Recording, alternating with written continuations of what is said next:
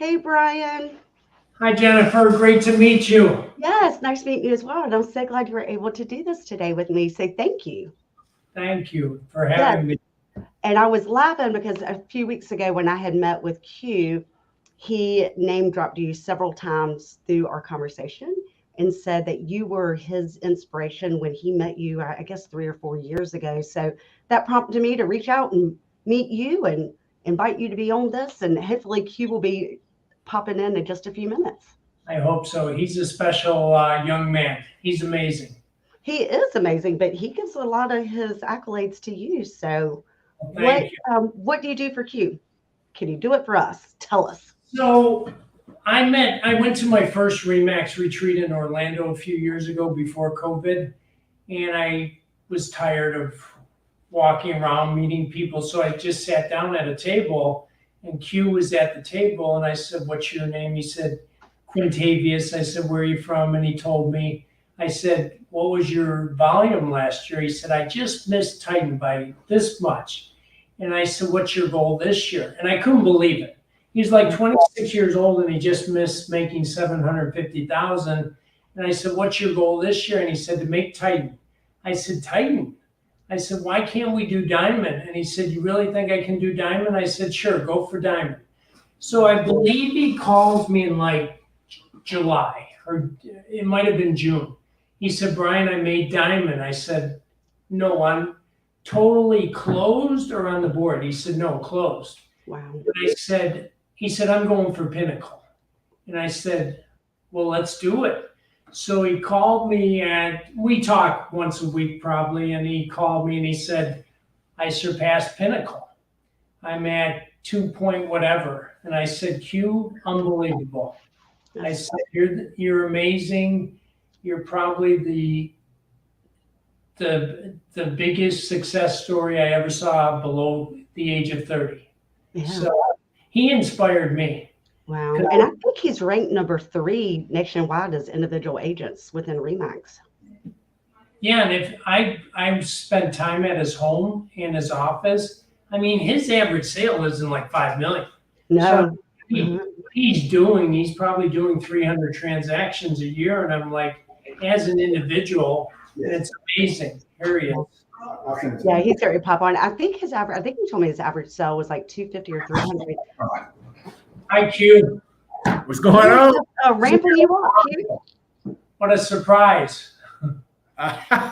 You spilled the beans, Jennifer. You supposed to make them wonder.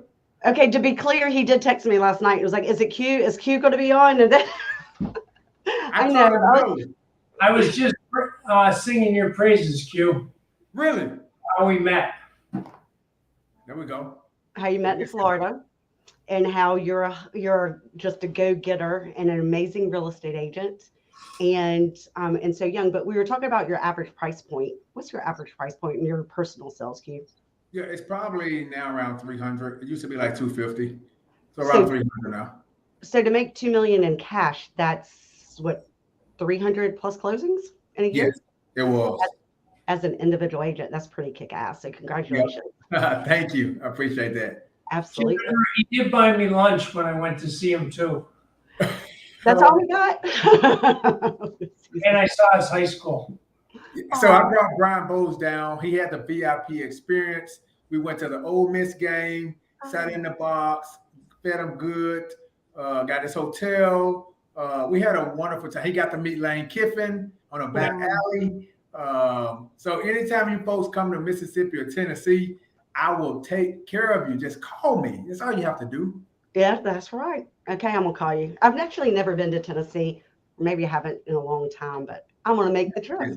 You have Yeah, to visit Graceland at least. You know, Graceland is yeah. an awesome place to visit in town. Also, BB King's. As we all know, we're no longer calling Brian Boles Brian Boles. His new name is BB the King. You know what I mean? That's right. Why couldn't you give me that name 20 years ago? I don't know, but you every time you post from now on, it needs to be come by from BB the King. I like it. I might come to your market now. Good luck. You come here, I'm telling you, you get crushed. All right. So, Brian, what do you do to be so successful? What are like one or two things that you've done in this changing market to keep being magnificent as you are? I think like everyone else and Q included, I mean, we have to stay in front of people. And every morning I make calls from like 8:30 to 11, constantly prospecting, even though I've been doing this 35 years and most of my business is referrals. It's still good to reach out to people that you just met or showed a home to. Constantly, we call it dripping on the people, Mhm. constantly dripping or staying in front of them. You want them to think of you when they're gonna buy a home or maybe they have to sell a home. That's right. So staying in front of them. So, how many calls a day from 8:30 to 11? How many are you able to make within that time frame, roughly? Well, I'm not as good as Q, but I at least make 50. That's I good. try to get 50 call, at least 50 new contacts a day. That's And awesome. a lot of times I might text another 50 people. It Mhm. seems like it's easier to text with people than when I started years ago when you'd speak to them directly on the phone. Mhm. I would agree with you. And Q, what is your like one or two things that you've done that you add to your success? Yeah, I would say the same. The calling every day. I have a schedule on my wall that tells me every single day the three things that I need to focus on. Like today being Monday, if I look up, the first thing that I need to focus on is making about 200 contacts today. Wow. And with that, it tells me after a certain time. So on my schedule today, it says after 5 p.m. my time, which is about an hour, leave the office, go and pass out 50 business cards. So I'll go to places like Lowe's. I'll go to a nice restaurant. I normally get a table by myself. I go around and hit the tables very quickly and smooth. But I think just the calling is what really separates me and help my business grow. The consistency of me showing up every day making those calls. But I will say, Brian's calls, for him to make 50 in 3 hours, he needs to get with me because I'm going to make at least 200 in those 3 hours. All He right. needs All So, what right. do you do to get 200? How do you get 200 in 3 hours, Q? What's Yeah, your so it's easy. You can go to RedX, and RedX has a thing they call Storm Dialer, where you don't have to hold the phone to your ear anymore. It calls from your phone. You can lay the phone down, put it on speaker, and you can call three people at one time. Oh, If one person answers the phone, perfect. You're live with them. If two people answer at the same exact time, you can pre-record a recording that'll say, "Hey, I'm on another call right now. I give you a call back." Or like I do is I say, "Hey, hello, hey, hello, hey, I'm in the country. I call you back when I get back to the city." And I hang up, and it hangs up. So they think they're actually talking to me, but I'm actually talking to somebody else. And then 4 or 5 minutes later, I'll call that person back, be like, "Hey, I was driving through a bad side of town. I got you at a bad time. Hey, how's you doing?" So that allows me now calling three people versus one at the same exact time. I can storm through so many calls within a short period of time. And I've never called for 3 hours. I probably call max an hour and 45 minutes. Those are my working windows. An hour and 45 minutes. I cannot go longer than an hour and 45 minutes at a time. And Q, what's it called again? You can use RedX, and the dollar on there is Storm Dollar. So I pay $195 a month for the service plus the dollar to have. And that's all I've ever used since I've gotten started in the business. so let me ask you. I use Mojo Dialer that does the same thing. It allows you to call three people at the same time. But my question but there's a little bit of a delay, especially with the three people. It comes out to be 2 or 3 seconds delay in speaking, which then you have a silence, and then I go to talk and I realize I'm over talking. Do you find that in Redx? No, it's literally live back and forth. And it's been times where, like, say, for instance, if I'm calling three people and one person answers, they say hello, I say hello, they hear my voice right away. But the second person that answers, immediately, if they don't say hello, or if they do, like my recording, I kind of like pause for like 1 second, anyways, and then start talking just in case they said hello. And then my voicemail, it automatically drops a voicemail if they don't answer. So I don't have to spend that time doing it. And I make sure I keep the voicemail very short and simple. Hey, it's Quintavious over at Remax. Just giving you a quick call about a house you own in Senatobia. Give me a call back when you can. I never, ever use the address because that person might have moved from that particular address, but they maybe stayed in the town. So I want to just use the town as my reference point to get them to call me back about whatever property it is that they own. I love it. I love it. And Brian, are you squinting to see us? Yeah, a little bit. Jennifer, when you turn 109 years old, your vision goes away. Yeah. No, I can't tell. I'm looking up at the box, and it's hard to tell, but I can see you guys fine. You can tell us apart, right? I'm the black guy. Yeah, Guy. I know you're the D1 athlete. And Brian, you were an athlete too, you said, right? Baseball? Yes, I was scouted in professional baseball, and then my oldest brother, John, managed the Florida Marlins down here in Florida, and my nephew, AAA manager for the New York Mets. Wow. So, a little baseball background. No, that's awesome. Do you think that dedication to your sports helps you in real estate? I do. I would hire athletes in a minute because we're used to being knocked down and get back up. And in baseball, you're a star if you get 3 hits out of 10.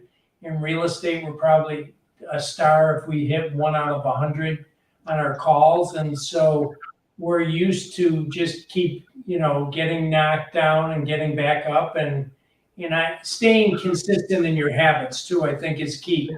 I've watched Q. I mean, he's disciplined in his eating, his workouts, his phone calls. I bet he does the same routine almost every day. Yes. Well, it makes you professional, right? It makes you better at it. Yes. Correct. Because, what folks have to start understanding is muscle memory is a advantage.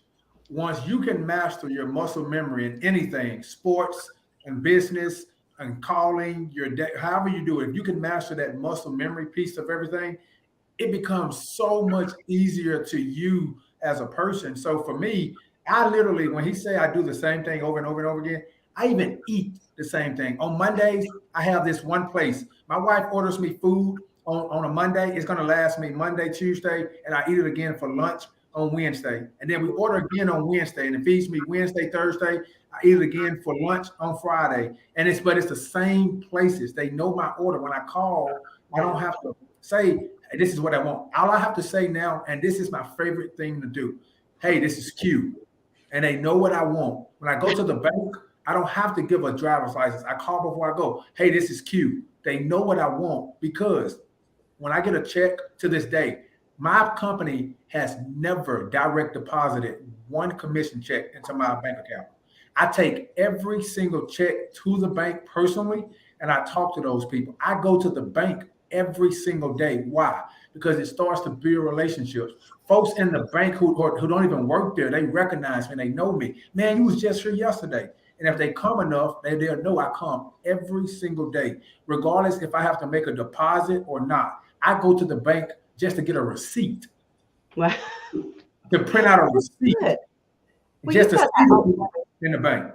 Yeah. Well, you've got that outgoing personality that I could see that would be very beneficial, because it also goes up for how many people you're meeting and how many business cards Yes. you're giving out, and toes to toes, nose to nose.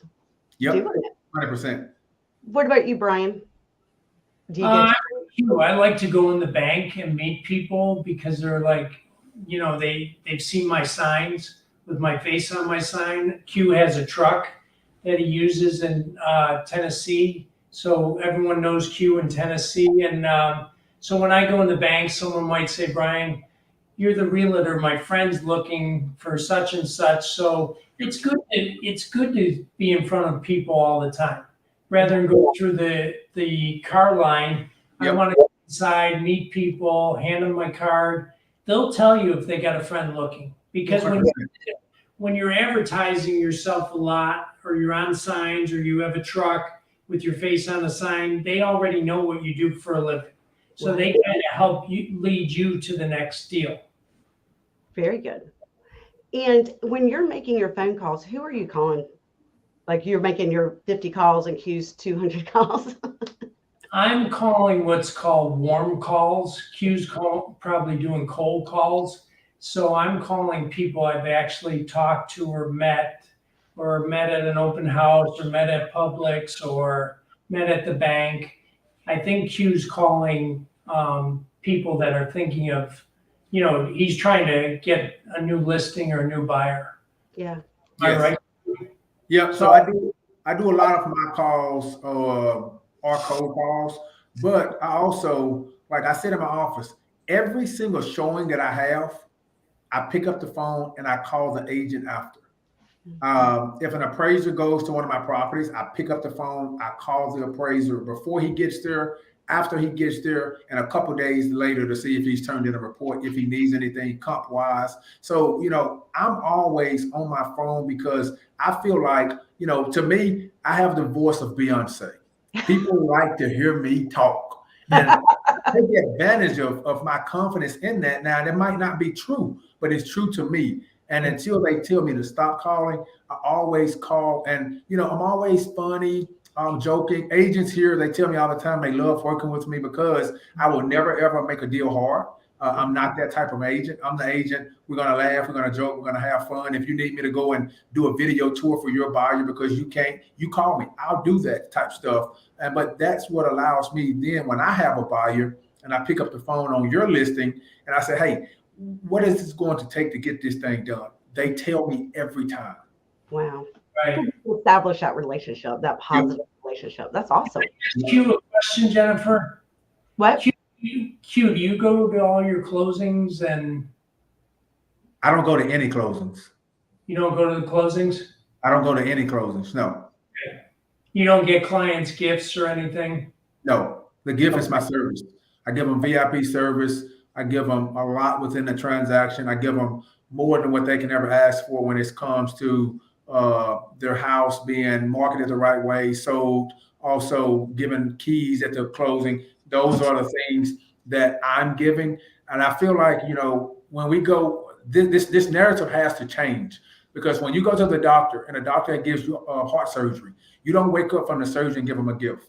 Okay, Right. You pay him and he goes on. When you go to the attorney, you get a divorce or whatever it is. Once that divorce is over, you don't get them a gift. You go get your teeth cleaned at the dentist. When they finish doing that, you don't give them a gift. You give the service that they've provided to you and the assurance that if they need to come back again, they can come back.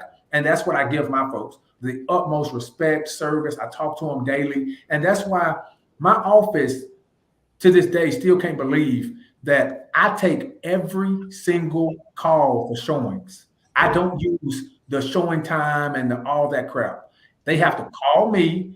I then have to call my seller or text my client and say, hey, we have a showing request on this day, this time for your property. Good. I do that. So throughout the process, they hear from me 20, 30 times within a 30-day time frame. They're not going to think about a gift at closing. They're going to think about when the next phone call is coming. You know when it's coming. Right. And then they don't have to worry about and say, where's Q? What happened to him? What's That's he it. doing? That's it. That's Yep. awesome. What about you, Brian? Do you go to your closings? I do. I guess I should. I always thought about I shouldn't give gifts, but I go to the closings. I think for me, I'm old school. I think that's the time where they're most relaxed and happy. And it's kind of like they put their guard down. So I'm at the closing trying to make conversation, trying to get a review, also giving them a gift. I don't know why, but I've given gifts for 35 years. Just kind of a nice thank you. But I agree with Q, when I go to my dentist, I don't give my dentist a gift. My gift should be that I got them top dollar or over asking price. That's right. Yep. Yeah, I still go to closings. I enjoy going to closings, but And don't get me wrong, I enjoy it. I want to go. But what I've told my clients is, because it's days where I have 2 or 3 closings in a day. And I tell my folks on the front end, hey, I'm here throughout the entire process. That day of closing is all about you. And I don't want to go to your closing and miss another one. And the last thing I'm going to do is show up to yours and not show. I'm not that parent that's going to choose the best kid. And that's how I put it. I'm not the parent who's going to choose the best kid. So you won't see me at your closing, but I can promise you, you're going to see me at your house later on that day or tomorrow. So I'll make sure I go to the houses. Oh, Awesome. And then Brian, what's your average price point? What's your price point? I'd say my average price point is about 700,000. There's some agents down in my area doing $400, $500 million. My average price point is 700, which is a pretty good market where it turns over a lot. The average days on market's increased this year. The inventory's up 167% this year. So how much inventory do you have? What's that? How much inventory do you have?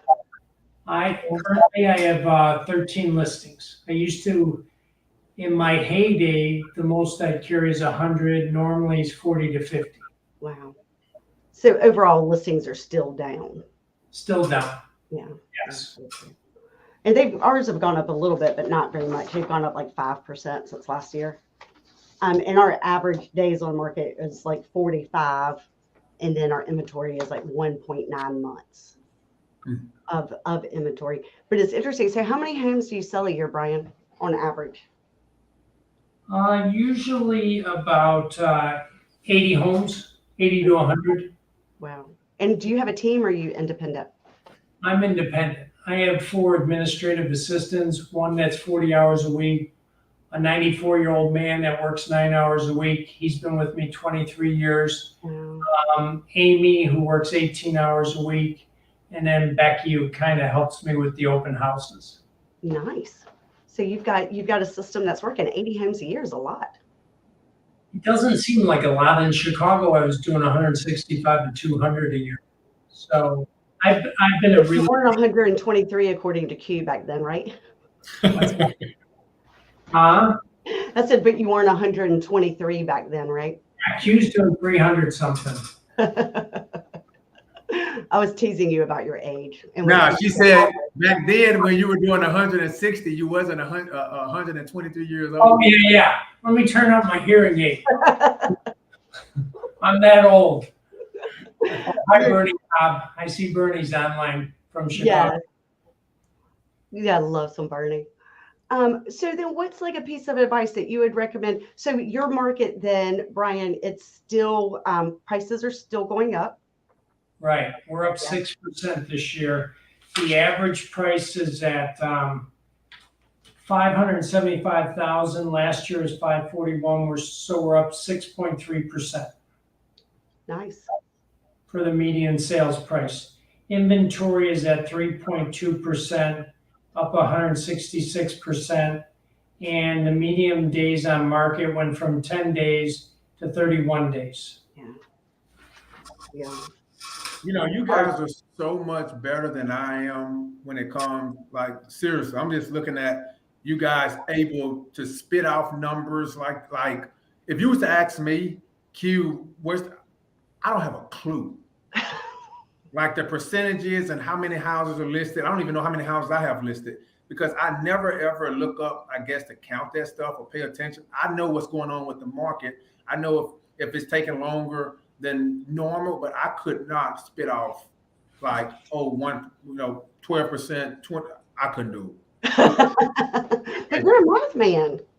I'm a math man, but I am not the guy to go in and just pull. I'm not a stats guy. I'm a numbers person, but I'm not the market is up. You know, like Brian just told me, down there the market is up 6%. If you ask me that same question, I don't know. All I know is I just posted a house today that had 12 showings, and it might go into multiples. That's all I know. I don't know anything else. Well, that's a good problem to have. I asked someone to print this for me because I didn't know how. So I've never looked at this in my life till today. I thought I'd impress Jennifer somewhat. And you did. By having numbers. You've impressed me a lot. You want? Oh no. I think you impressed her by showing that you don't know how to print. It's color too. Because he's 123. That's it. It's 100. Okay, then so then what's your advice for your buyers and sellers? Each of you, like what do you tell your people, Q? Your listing that you got with 12 showings and potentially multiple offers. Yep, I'm telling them right now is the most crucial time to price your house right. We're not in 2020 or 2021 where we can price it how we want to and have folks coming in running crazy. It's more important right now to price it right than it is to price it high or price it low. If we price it right, then we will have opportunities like we have on this listing.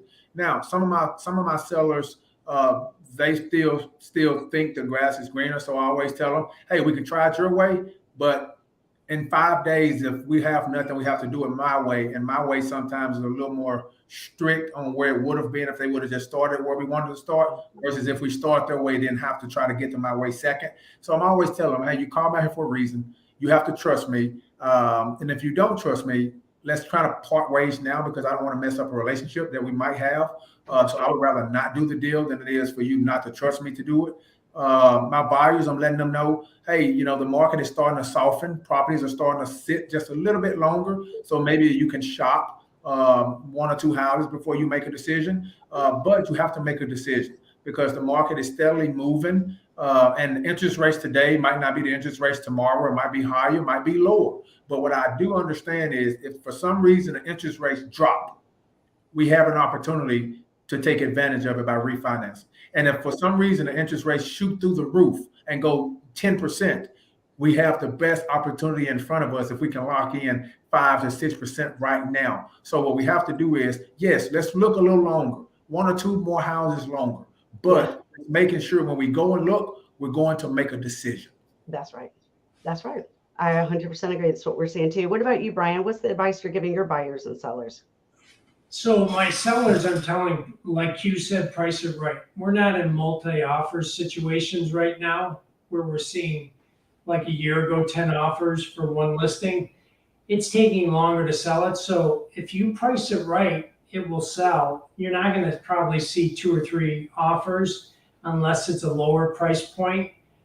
So the key is to price it right. And with the buyers, the key for me is if it's not a cash deal, they have a great mortgage lender. My guy can get an approval within 7 days, clear to close, not contingent on things. And that helps in a competitive market to beat out a cash buyer sometimes. So if I'm offering $10,000 more with a mortgage than a cash buyer and my guy can get it done in 7 days, they'll usually say, let's take the chance on Brian's, it's $10,000 more.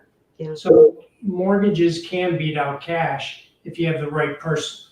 That's exactly the right agent, right? Absolutely. That understands the industry and knows how to position you as the buyer or the seller to get you the most, to get you a win. Right. Absolutely. And then what's a piece of advice that you would give agents? Because I hear stories about a lot of agents struggling right now, and the market shifted again. It's kind of pivoted a lot in the past 2 years. So what's the advice that you give the agents? The advice I give them is just keep doing what you did in the past. I mean, now maybe work a little harder. If like Q just told me about a program, you can make 300 calls. That's 300 more opportunities, 250 more than I'm making. So keep grinding. I mean, don't give up. Don't get discouraged. I talked to a guy down here yesterday. We ran into each other outside church, and he does 300 million a year. I said, how's your year going? He said, Brian, I just lost 3. 5 minutes before they were supposed to go through, they canceled the deal. But he's like, you just keep going. Like today I lost one. I was telling Jennifer I lost one 10 minutes before we met for 2.2 million. But now I'm working on one for 3.4. So you just keep going. I mean, you can't think about you can't let the losses eat you up. You just keep going after it. And I think with the sports background, if Q dropped a pass, you got to catch the next one and score the winning touchdown for Ole Miss. And I got to get the hit get the game-winning hit. You just keep going. Yeah. Each day I always say when I go through the doors, each day is a new day. Yeah. Forget what I did yesterday. Forget what I'm doing tomorrow. Today is what counts. Because today will lead to results down the road if you work hard. I agree. And I think agents, or at least a lot of people I've spoken with, they'll kind of get in their own head. And like with losing the $2 million person that you had. And it's easy, I think, to start beating yourself up over that. And I think that's an excellent piece of advice. Just get up and keep going. Today's a new day. Make it happen. Yep. Well, And go ahead. I'm going to say, I have a saying that I say nowadays, and it just goes a little something like this. The market will go up. The market will go down. You just have to stay around. If you stay around and you continue to work and you haven't just as the smallest bits of success, it's going to change again in your favor.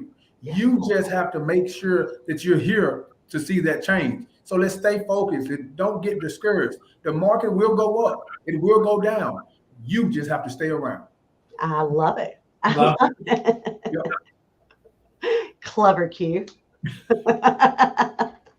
Make a rhyme. Can I say something, Jennifer, that Q taught me? Yeah, I would love that. So I've been in the business 35 years.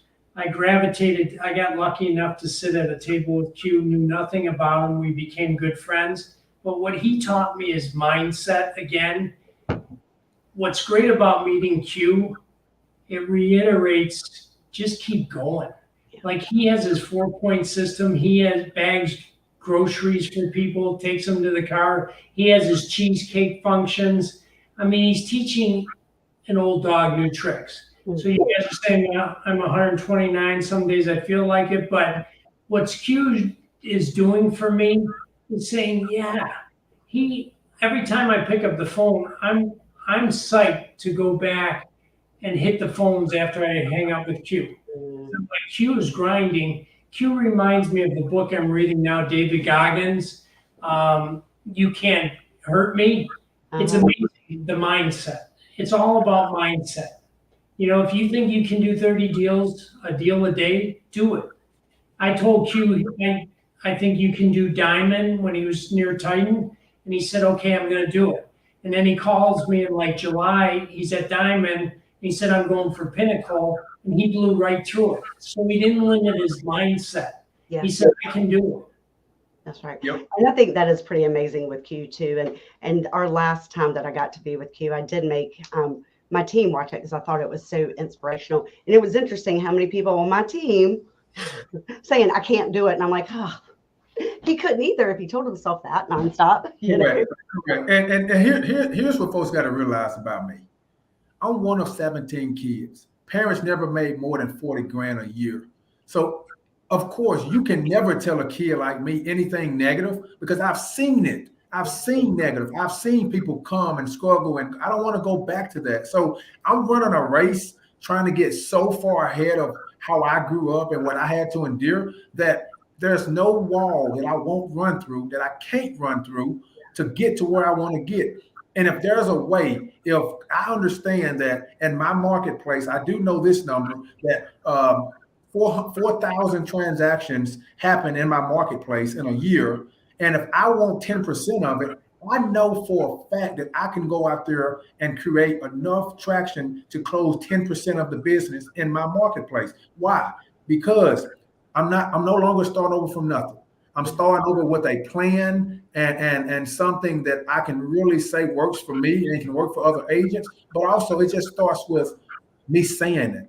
If I say it or somebody challenge me and I accept their challenge, by God, look out. And there's no turning back. I think your agents, what they need to do is get somebody to truly look them in their eyes and challenge them. Yeah. And if they don't want to step up to the plate and meet it, get rid of it. Yeah, agree. So that's my mentality. If I can't step up to the plate, Rematch needs to get rid of me. If I can't continue to get better and do things, awesome things, get rid of me. I don't want to be gone. I like this. I like on a Zoom and being a special guest. I love to do a living room and I don't have to sell myself because they saw my truck on Goodman. I love that stuff. Yeah. I'm not going to stop. Well, good. I'm glad. And how are your sales going this year, Q? Me, my sales are all the way down on purpose because I have some very special things going on right now that I can't talk about. But it's bigger than real estate right now for me. I have this one opportunity to do this, and if I do it right, look out. Yeah. And you will, of course you will. I'm focused on this other little journey that I have an opportunity to be a part of. Yeah, that's super exciting. Well, I can't wait to see it unfold. When will you know more? I know it all right now. Well, When you guys can know more is probably sometime in January. I can't talk about it even more. So you won't hear from Q for a very, very long time because I won't even be on Earth. I'm going to like Mars. I'm going to Jupiter, somewhere. But it's going to be very, very fun. And I can't wait until I can share what it is that I'm doing with everyone. Oh, yay. Well, I can't wait for that too. That's super exciting. Brian, are you on the cusp? Do you know? Are you in the know? In the know? Yeah, for you? What you're doing? I've been sworn to secrecy. Okay. Yeah. So you're sharing with other people. I do not. And you just got back from Belize? Where did you just go?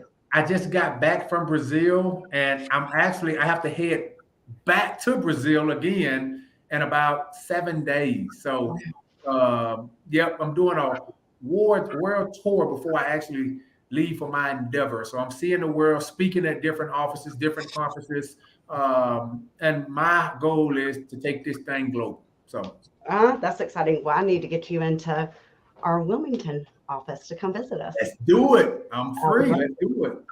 I would love it. I'll get on your calendar, figure out when that is. Okay. Awesome. Well, thank you guys for your time. I know that y'all are busy, and I really appreciate both of you. Thank you. Yeah. You're welcome. Y'all call me. Will do. Thank you so much. Absolutely. Bye, guys.